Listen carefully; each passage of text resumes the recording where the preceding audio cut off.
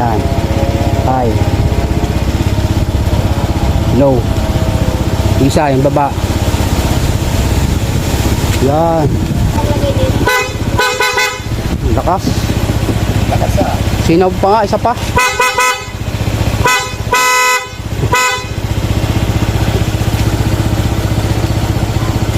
Odigent Vlog. 3, 2, 1.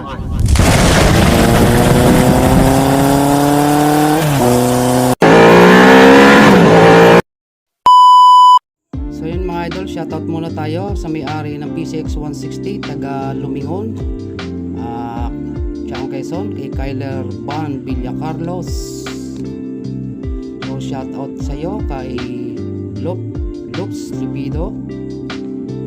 Shoutout sa iyo sir. Shoutout sa iyo kay Buhay Driver Joe TV. Shoutout sa iyo kay Pinoy Calibration Master. Yan mga idol. Shoutout sa iyo kay Barney Chua. Happy birthday January 28 ng Pamaldan, Cabanatuan City. Shoutout sa iyo Conrad De Jesus. And shoutout sa iyo kay Rosalinda Perez.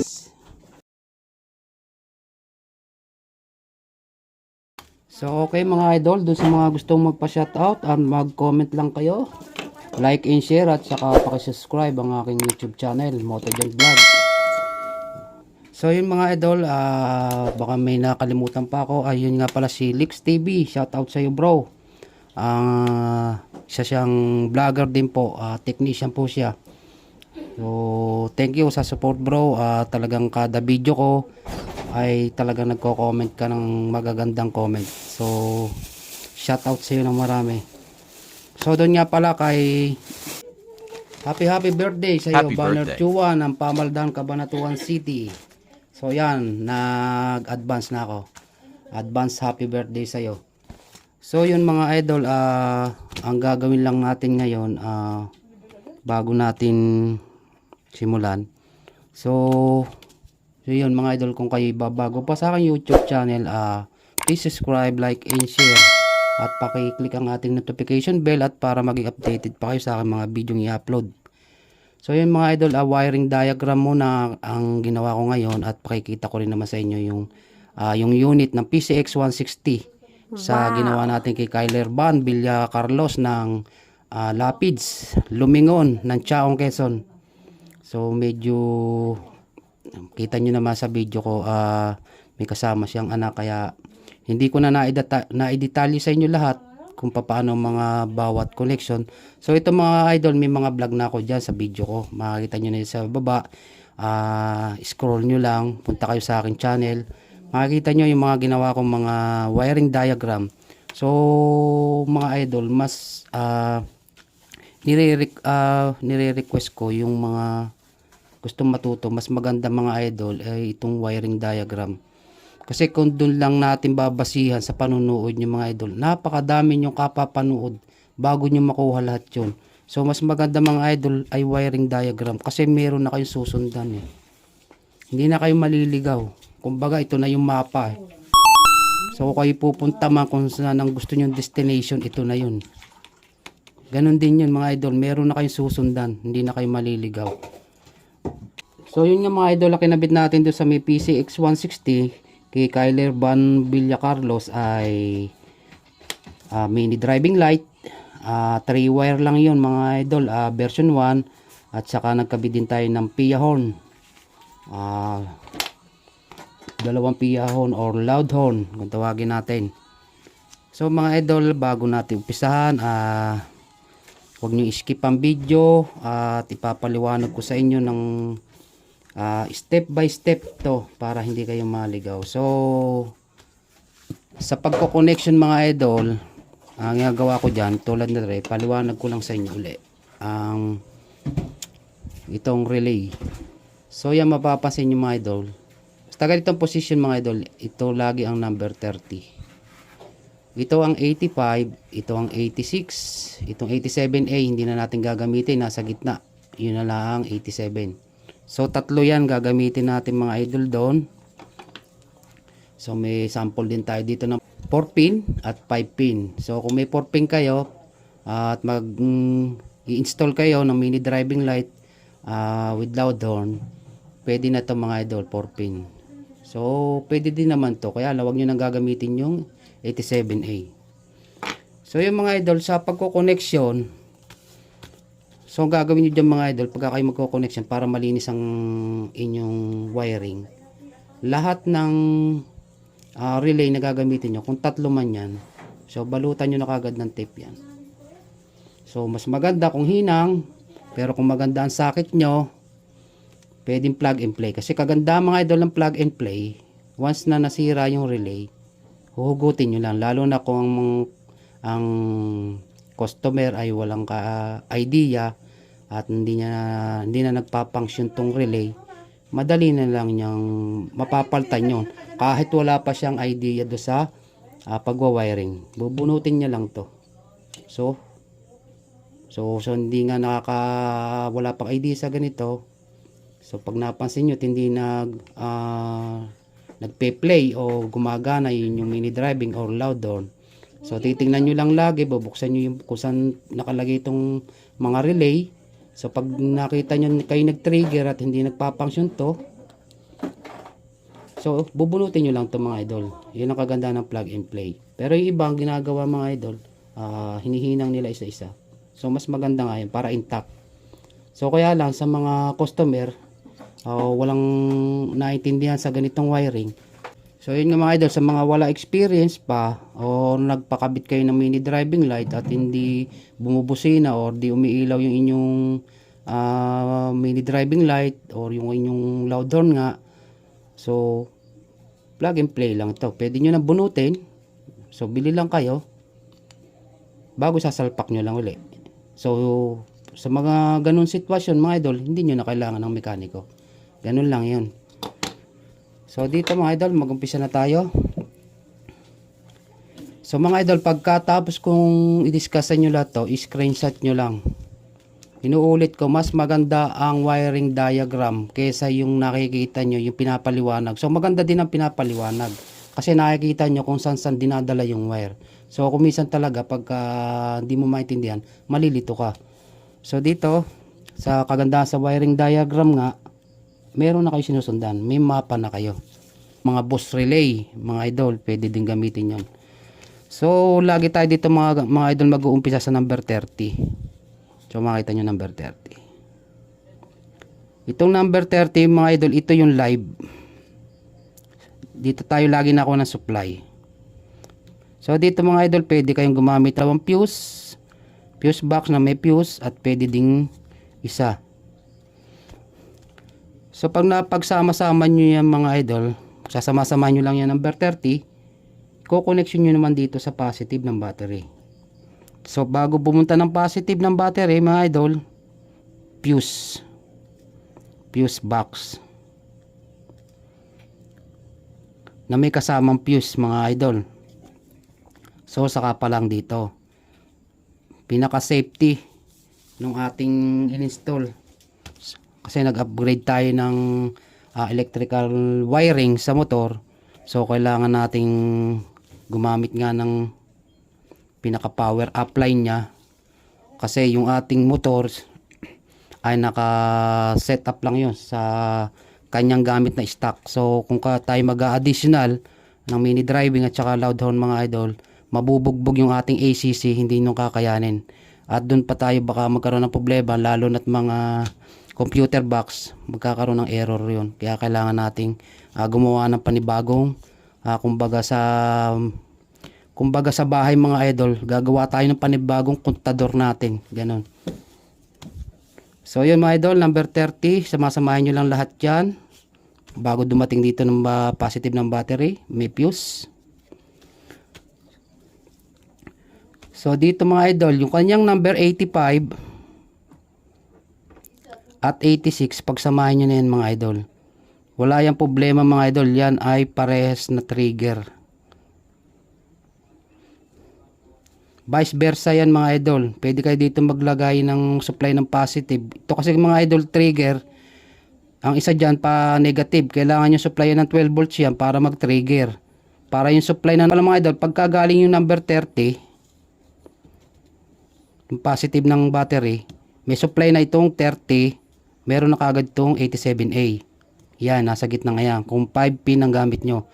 So kailangan natin dito ng negative at saka positive 12 volts para pag nag-trigger itong 85-86, yung supply dito, sinupply dito ng 30, mawawala dito sa 87A, lilipat naman dito sa 87. Meron tayo dito mga idol na kailangan natin ng domino switch or 3-way switch. Mga idol, lagi ang 3-way switch, ang kanyang common ay itong nasa gitna. ACC yan mga idol. So yung kanyang 86 dito natin padadalawin sa, so pwede kayo kahit sa mamili dyan kung alin ang gagawin yung low at saka high. So dito para hindi magulo ang connection natin, sundan nyo lang mga idol. Dito ang connection. So gawin natin 86 to, isang relay nya nasa low. Bagong ang gagawin nating high mga idol, so ito sundan nyo lang mga idol kung saan direksyon. Dito natin ilalagay mga idol yung kanyang high sa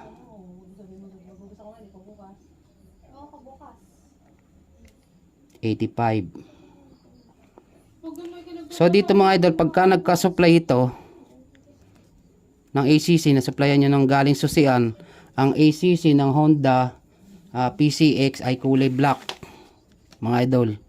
Ang ground niya green. Suzuki orange, ang ground niya black white. Ang Yamaha brown, pure brown, ang kanyang ground ay black.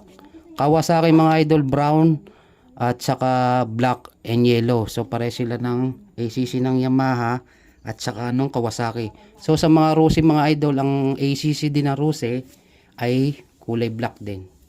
Mga China Motors. So dito mga idol, meron lang gumamit lang tayo ng mini driving light 3 wire. So mga idol, to matik natin negative sa baterya to, negative ng battery. Basta yung mga idol, nakakita kayo ng ganyan, lahat yan mga negative na yan mga idol. Yan, sasama-samahin nyo, mas maganda sa battery nyo ilagay. So dalawang wire lang yung mga idol, isang positive at isang negative. Kung maaari, dito tayo kukuha sa battery natin. Wag doon sa ating body ground. Mas maganda sa negative ng ating battery at para intact yung supply. So dito mga idol, ang gagawin nga natin, ito may kulay lang naman itong mga idol na kulay red at kulay yellow.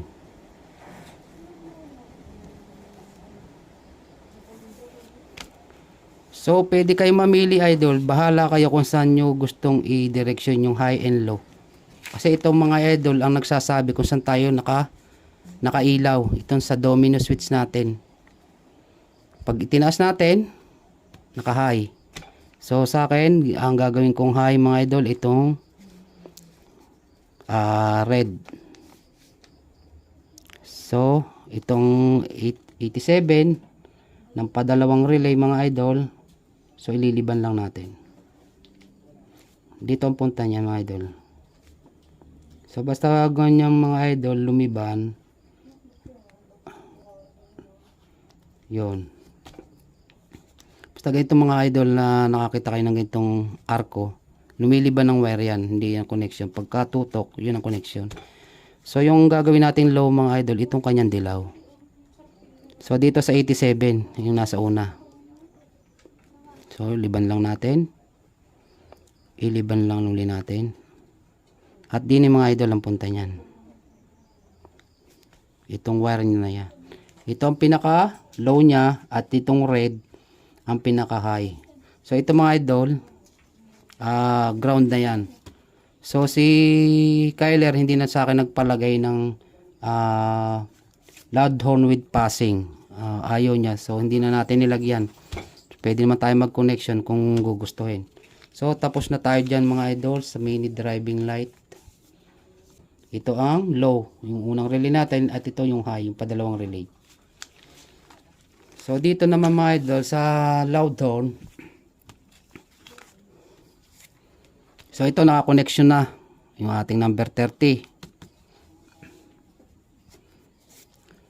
So mapapansin nyo mga idol, pagka kayo mag-tester dun sa inyong sa busina, may dalawang socket pin yun mga idol, yung socket nya.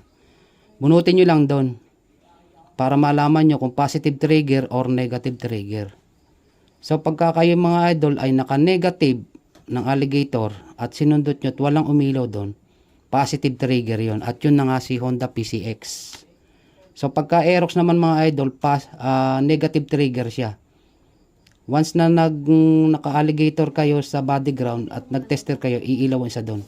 So basta may umilaw mga idol, ang nawawalang connection ay negative. Pag walang umilaw mga idol, ang nawawala ay positive. So ganito yon.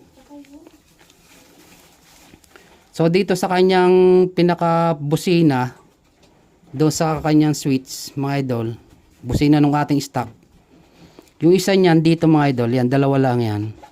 Yung isa niyan buo ng connection niyan mga idol. Gawa na hinanap natin dito ay positive trigger, buo na ang connection ng negative niyan. Antimano, intact na kagad ang negative. So yung kanyang dito sa kanyang sa busina, sa trigger ng busina mga idol, dito nyo ilalagay sa common ng ating domino switch. So yung kadugsong nun mga idol, dito naman natin ilalagay. So may socket yung mga idol, kulay light blue siya. So paghihiwalayin nyo lang yung mga idol, pag napaghiwalay nyo yon sa may socket nya, dito sa may dulot dulo, tatanggalin nyo lang yon at dito nyo i-connect siya. Paghihiwalay nyo doon, itatanggalin nyo sa socket yung dalawang wire na yon na magkaduksong din yan mga idol. So yun. So ang gagawin natin mga idol, itong isa dito naman natin dadalhin sa liliban, kanyang normally close. So ito mga idol, magkasama yan. Basta tayo nag-trigger ng ating busina mga idol, magkakaroon ng connection yan dalawa. Iilaw, bubusina itong ating stock horn. So yan. Yung isang linya dito sa normally close, yung isa yung galing sa ibaba ng kanyang businang stock, bago yung sa kanya sa trigger sa switch ay dito naman sa common. So dito mga idol, yung kanyang 85 dito na natin ilalagay. Body ground na rin to, or sa negative ng ating battery. So ito, may ground na rin, isang linya lang kukuha natin ito. At ito mga idol ay papunta ng ating 87, yung kanyang loud horn. So yan mga idol, ito yon, isa yan mga idol. Pagsasamahin nyo yan sa dalawa lang namang wire yan mga idol, yung PIA horn. Pagsamahin nyo yung dalawa, ilagay nyo sa negative. Pagsamahin nyo yung dalawa, ilagay nyo dito sa 87 ng inyong relay. So ang kailangan nga natin mga idol, positive trigger. So dito sa domino, meron na lang siya dito normally open at saka yung positive. At ito naman mga idol, yung negative at positive ng ating halo switch, ang trabaho lang nito mga idol ay pailawin yung ating halo switch. Yun lang ang trabaho niyan. So dito sa ating relay mga idol, may natitira na lang na 86. Ito mga idol ay papunta dito ng ating normally open. So yung sa halo switch, pagka kayo pinindot yung halo switch mga idol, dito na yun. Kaya yung supply niya dito mga idol, yung kanyang NC, pagka pinindot nyo, lilipat dito sa normally open. Iti-trigger naman nyo tong, so magkakasupply ito ng positive. susupply dito sa 86. So naka-ground tayo 85, magti-trigger yan. Yung supply ng galing 30, 87 lilipat dito sa 87. Papunta ng ating positive nung loud horn. Kaya doon pa lang bubusina yung ating PIA horn kung tawagin. So dito mga idol, pagka hindi tayo naka-normally open, marami nalilito dito eh. Pag di tayo naka-normally open, naka-normally close tayo, yung okay lang, yung hindi siya napipindot pa. Ito yung magkasama. NC, normally close at saka yung common. So once na tayo pumindot, nga ulitin ko mga idol, nagbusina tayo, magsasama tong connection na to. Magkakaroon to ng supply, magsasama ito kasi positive to eh. Mabubuo ang connection ng NC at saka ng common. Iti-trigger niya itong stock horn natin. Ito ang bubusina. Ngayon dito, pag tayo nag-normally open, mawawala yung connection ng isang linya ng ating stock horn. Naintindihan niyo mga idol? Pag tayo nag-normally open, yung connection ng NC at saka ng C, lilipat dito sa normally open, mawawala ng connection yung ating stock horn, lilipat naman dito sa 86 na siya naman iti-trigger ng 86, 85 na ilalabas naman sa 87 papunta naman ng ating loud horn. So ganun lang yung mga idol. So yung mga idol, sana may natutunan kayo o screenshot nyo lang mga idol. Mas maganda yung wiring diagram. Maganda rin naman mga idol yung talagang nakikita nyo kung saan ang bawat connection para kayo may guide.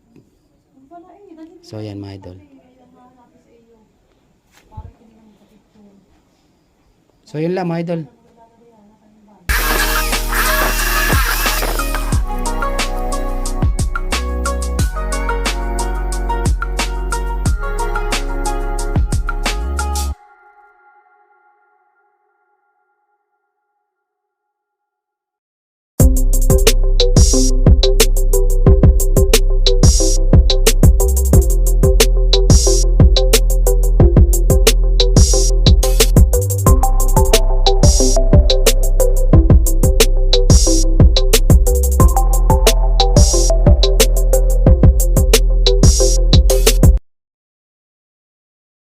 Oh, Pam, salamat.